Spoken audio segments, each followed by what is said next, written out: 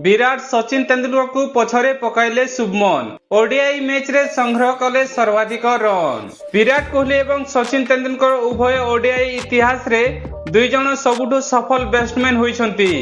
Sachin ODI रे सर्वाधिक run करिछंती। Kohli ODI रे सर्वाधिक शतक हासिल करिछंती। भारतर युवा बैट्समैन शुभमन गिल मध्य एबे समान पथरे अनुसरण करुछंती।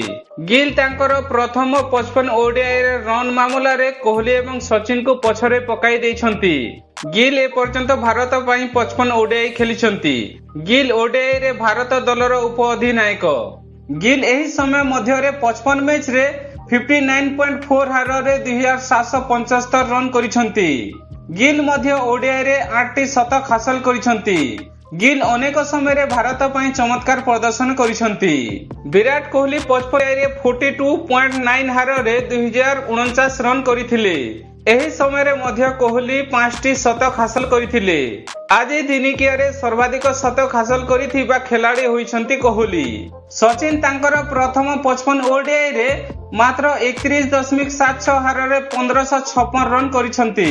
एही समय रे मध्यरे सचिन को बैट रु गुटे शतक भी हासिल होई नथिला। किंतु आज सचिन दिनिकिया क्रिकेट रे इतिहास रे सर्वाधिक रन करिथिबा खिलाड़ी। प्रथम 55 दिनिकिया रे सर्वाधिक रन क्षेत्र रे गिल केवल सचिन और विराट को नुहे बरम समस्तक आगरे अछंती।